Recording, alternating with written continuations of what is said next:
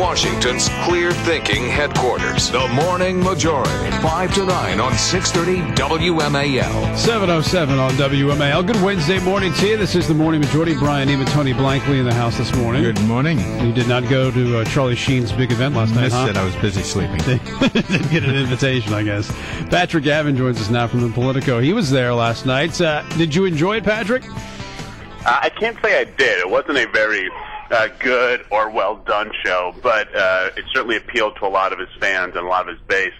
But yeah, it was certainly not the kind of typical DC event, which is usually black tie. This was very chaotic, very disorganized, and actually not very funny. Really? Oh, did it? We heard that it didn't start on time. Was he was late getting to the show in the first place? He was, and in typical Charlie Sheen fashion, there was a quite dramatic reason he was late, because he actually had to be on the West Coast in L.A. for a court date in which he lost custody of his twins with his wife, with whom he's now estranged. Right. So as a result, he had to catch a late flight, and that would explain why he was late. So never a dull day for Charlie Sheen. And he had a police escort, I guess, to get him to the show. Not on time, but an hour late. I know, what an honor. I mean, if all of us could get police escorts, that'd be great. So was the audience more drunk than the typical Washington crowd? If you can believe it, they were. I mean, the age range was pretty diverse. When you had 18-year-olds up to 50-year-olds, but as old as that. Yeah, right. I mean, the one common denominator was, I think, alcohol and profanity. I mean, you just had people in the audience screaming things at him that you would, that you haven't heard since your high school locker room days. So right. It was very profane, very locker room humor. Was it sold out? Were there a lot of seats available? It was not sold out, even though he claimed it was.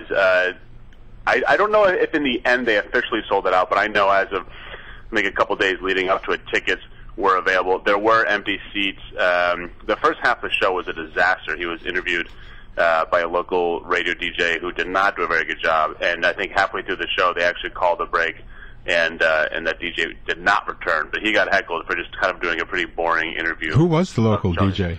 Tommy Griffiths on from 100.3 here in Washington, D.C. 100.3. I don't know that one. I don't know who Tommy Griffiths is. That's not PBS. I know a lot of people in radio. It's not NPR, I don't think. No, it's definitely not NPR. Maybe could have asked us. We could have done. Now, how did the show work? I mean, did he came on stage first with this DJ? Did he do a stand-up? Did he sit down in a chair? How did it work?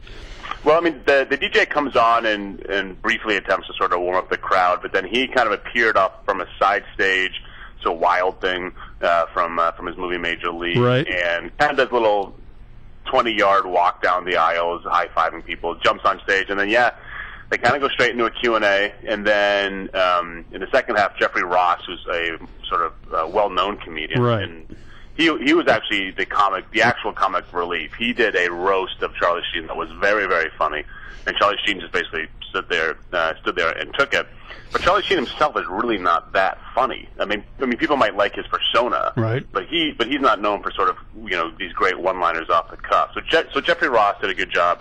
But that was pretty much it, and then I would say maybe an hour and a half later, it was all done. I mean, Americans have always loved a good freak show. Is that what he's offering, and is he doing a good job as a freak as opposed to a stand-up comic I mean, because if you're weird enough, that's always drawn an audience. Bonham and Bailey kind of learned that a long time ago. Yeah, well, I mean, I think there's that, but I think he knows that his 15 Minutes of Fame are kind of shrinking up. I mean, he even though his show 2.5 Men, which I think CBS has said there's no way they would take him back. He now, even last night, was saying he'd love to come back. Of course, I love my job. 100% I'll return. So he, I think, now realizes that he knows what side his bread is buttered on. But in terms of his appeal, I mean, it's interesting. Jeffrey Ross last night read an email that he had received from Michael Moore, who had basically applauded what Charlie Sheen was doing. His point being that in this culture where all these celebrities go on Dr. Phil and apologize in a tone, here's this guy saying, I am who I am. And I'm not necessarily saying that I'm a great role model, but I'm not going to, pretend that I found Jesus and all of a sudden do the 5 talk shows you need to do, and then move on. So I think that is part of the appeal. Is that he's obviously offensive and vile to a lot of people, but he is who he is, and I think some people. No, I agree. I think it is nice to see someone actually not be politically correct and not feign the need to be reformed. But is he hurting his brand doing these shows? Because he's been panned. I mean, a lot of shows have been panned, and Patrick, you're review sounds like it wasn't very funny and it wasn't worth the money. Is he hurting the Charlie Sheen brand by continuing to do these things? To a certain extent, he is, because if you remember, right when this whole 2.5 Men thing broke, Charlie Sheen was kind of going on saying, "Look, I'm America's most successful comedian," which was true. I mean, he was getting paid millions of dollars an episode. The show was a phenomenal hit. But the more he does these things, the more it becomes clear that he's actually not funny unless he has a script and unless he has writers writing for him. So that has sort of pulled back the curtains a little bit on who he really is. So now I think that while I'm sure he'd be a perfectly competent actor on another comedic show, the reality is that I think now everybody knows that unless he's got people supporting him and sort of propping him up, that he by himself is not a huge talent. Now, I think you reported that he came out or implied that he was a birther. He was questioning the president's location of birth. Yeah, I mean, he obviously couldn't avoid talking about politics here in D.C., and he cited, I think, a poll that was on Huffington Post. I haven't seen it, but that I guess put him ahead in a theoretical race against Sarah Palin. So he talked about that, and then he sort of said that there was another one that pitted him against Obama. So he just sort of posited that idea and tossed it out there to the crowd of running.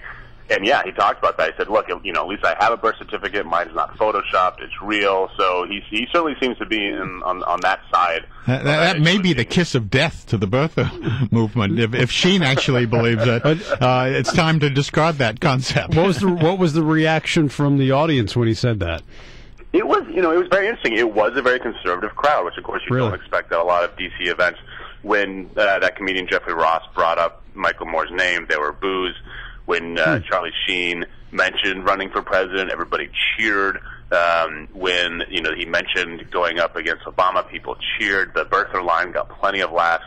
So this was definitely not sort of a inside the Beltway crowd. I think a lot of folks from outside and from around the country, and they weren't liberal. So a Trump Sheen. So a young drunken crowd is now a typically conservative crowd. This is hopeful for my side. It's progress for the Republican Party. Well, they weren't wearing blazers and club ties. Things have certainly changed. Don't let anybody tell you that. It's changed since I was middle aged. Yeah. All right, Patrick. Good to talk to you. Thanks for coming on. We appreciate your time. Thanks very much. Well, Patrick Gavin from Politico was at the Charlie Sheen event last night. Not sold out. He was a little bit late. Sounds like the real comedian was the star of the show and not necessarily Charlie Sheen. So, if you saved your $100 or whatever, people say he's making like $200,000 on a pop on these shows, which is not too bad. Not bad money. Presumably money isn't his problem. I mean, unless he's been spending at a fabulous rate, given how much he was paid as a TV star. Right. I think his problem probably isn't raising money. It's how he spends it.